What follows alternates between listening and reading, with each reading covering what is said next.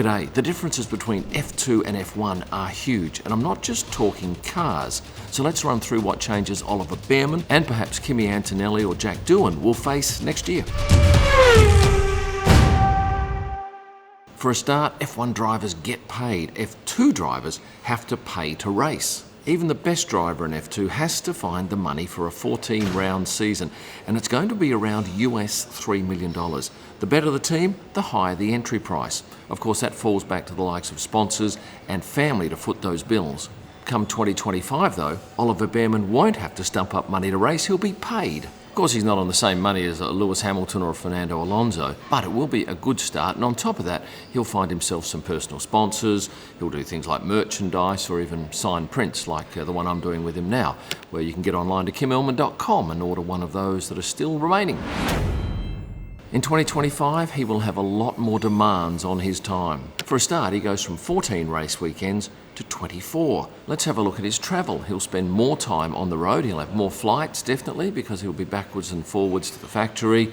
He'll be doing a lot of sponsorship appearances, and at the moment, he's probably doing some of those journeys by car in F2 that'll now be flights. And he'll go from flying economy to sometimes flying private, because I imagine he'll be in that driver's group chat and seeing if they can get a lift with other drivers. And when he's not flying private, he'll be going commercial and almost certainly business class, not perhaps on some of the shorter flights.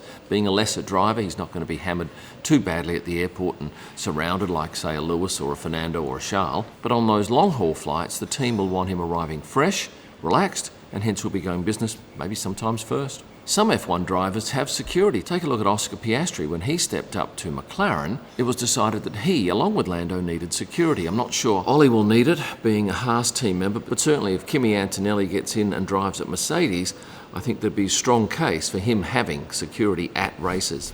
Let's look at hotel rooms for drivers who are in F1 compared with F2. I can tell you that a number of the F2 drivers stayed at the Ibis Hotel in Jeddah. Will come next year, he'll be staying at the likes of the Ritz-Carlton or the Waldorf Astoria or perhaps even the Shangri-La, which is on the last corner of the track. And I can tell you the difference between the Ibis and any of those will be anywhere from 5 to 10 times the price and far superior comfort and, of course, security. How will he get to the track? Well, he'll be taking a better car than what he's perhaps taken in the past. While F2 drivers could arrive at the tracks in, say, a people mover with a whole lot of their crew, F1 drivers arrive typically with their trainer, their manager sometimes, and perhaps a video person. And what type of car will he be arriving in?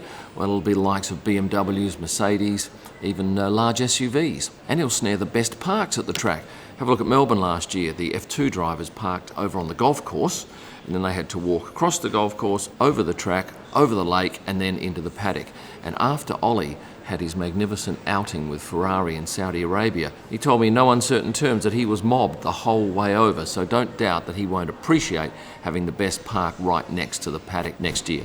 I'll get to the differences in cars and performance in a moment, but moving on with promotional stuff, there's going to be a lot more time spent doing promotions for team sponsors. He'll also have less time for relationships in Formula One because of the drain on his time, both back at the team headquarters for doing sim work, promotional activities, and during every minute of a track day. And what he'll also find is he will see less of his peers. In the F2 paddock, it's very easy to stand around and talk to fellow drivers. It's a much more casual paddock and certainly has far fewer media and people. But that will change dramatically when he gets to F1. In fact, when Ollie or Kimi or Jack walk in for that first time into an F1 paddock, it will blow them away because there'll be such huge interest in them coming that there'll be a line of photographers and they'll be set upon by TV for comments. So how often will they get to catch up with their fellow F1 drivers? Not a lot. There are only two real instances over a weekend where the groups get together. One is the drivers' parade, and they'll spend 5 minutes or so in a holding area before getting onto a flatbed truck or into separate cars. And the other time is at the drivers' briefing. Apart from that, they're pretty much separated. They're in their hospitality suite, which brings me along to the food. What do they eat in F2? Well, they all eat at the same corporate hospitality venue. So that's a great opportunity for the drivers to catch up with each other. However, in Formula One, all the drivers eat either in their driver's room or in the hospitality suite, and they only really ever see people in their team. Certainly F1 drivers will notice a huge uptick in their social media standing. Ollie Bearman went from, 500,000 to 1 million pretty much overnight when he had his first drive in the Ferrari. If Kimi Antonelli comes in for Mercedes next year, he can expect that, perhaps even more. And if Jack Doohan gets a gig with Alpine, he too will see a sizable bump. Even their girlfriends find a huge bump in their social media. And a lot of the time, these girlfriends are fated by, I gather, mainly female fans. A number of the F1 girlfriends already have fan pages, but along with that comes the negative.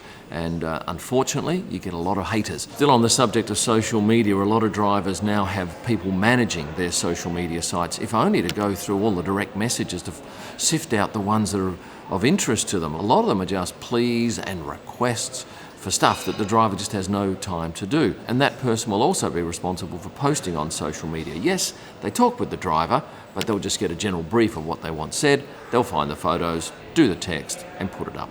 Not all the time, but certainly sometimes. F1 drivers are also far more likely to be fated by celebrities. For instance, Michael Jordan, who invited Pierre Gasly out for a dinner one night, and there'll be stars and high-powered people coming to the garage over race weekend for an opportunity to meet with these F1 drivers.